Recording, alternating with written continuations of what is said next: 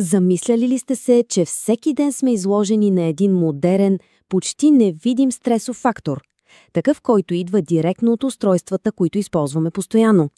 Нека да разгледаме заедно каква е тази невидима заплаха. Звучи малко странно, нали? Как така замърсяване от светлина? Обикновено не мислим за светлината като за нещо вредно. Оказва се обаче, че нашият модерен свят е създал един съвсем нов вид замърсяване, което влияе пряко на здравето ни. Точно така. Класическата картина е ясна – сив дим от комини, мръсна вода, индустриални отпадъци. Но какво ако ви кажа, че един от най-големите замърсители е точно пред очите ни, може би дори в този момент? Да, правилно чухте. Източникът на това, да го наречем светлинно замърсяване, е почти постоянно в ръцете ни или на бюрото пред нас. Нека да видим защо това се превръща в сериозен проблем на нашето съвремение. Ето и малко наука по въпроса. Говорим за така наречената високоенергийна видима светлина, или накратко HEV. Това е онази синьо-виолетова част от спектъра, която, както самото и име подсказва, носи изключително много енергия. И тук е ключовата разлика, която трябва да разберем. Естествената синя светлина от Слънцето е жизнено важна.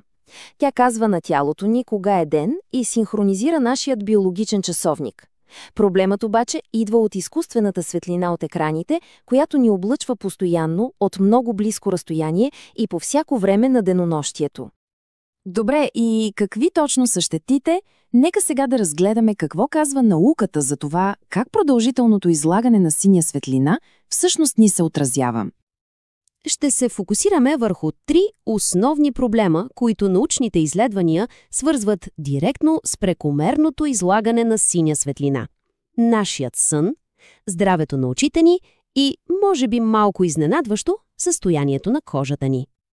Механизмът е доста прост всъщност. Когато вечер се взираме в екрана, мозъкът получава един много ясен, но напълно фалшив сигнал. Още е ден, бъди на щрек! Това обърква цялата ни система и спира производството на мелатонин, хормонът, който ни казва, че е време за сън. Ето как на практика се случва това объркване. Вместо тялото ни плавно да се отпусне и да се подготви за почивка след залез слънце, изкуствената светлина от екраните го държи в състояние на постоянна бойна готовност. И резултатът – сънят се отлага, а качеството му се влошава.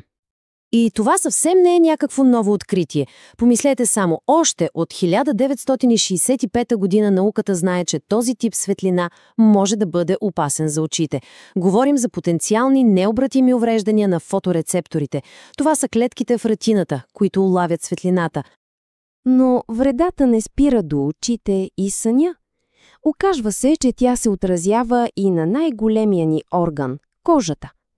Това води до един сравнително нов феномен, който специалистите наричат дигитално стареене. А ето и нещо наистина ключово. Всички сме чували за вредата от ултравиолетовите лъчи и ползваме слънцезащита, нали? Оказва се, че синята светлина от нашите екрани прониква дори още по-дълбоко в слоевете на кожата.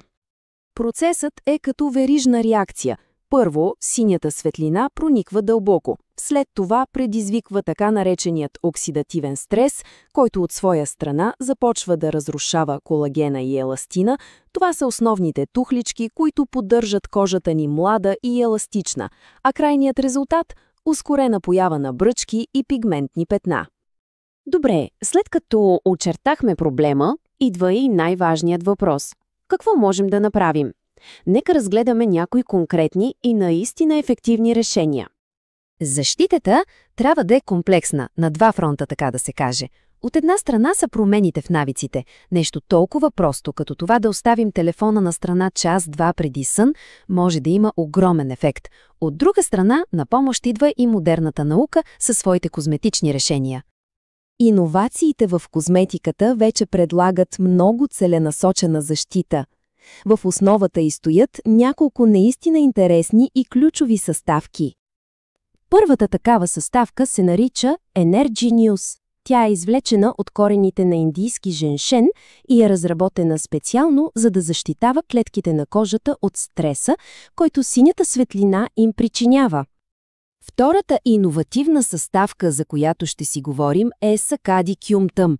Това е екстракт от едно интересно растение, известно като пеперуден джинджифил, което действа като истински мултифункционален щит за кожата. Добре, но как точно действат?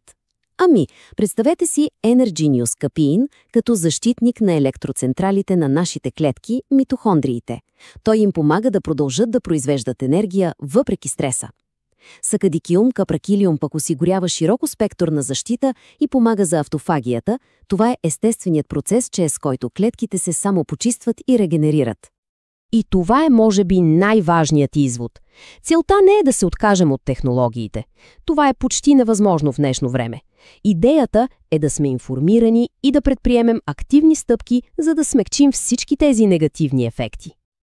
Това е въпросът, който остава за размисъл. След като вече познаваме невидимата заплаха и начините за защита, изборът как да адаптираме ежедневието си е в ръцете на всеки от нас.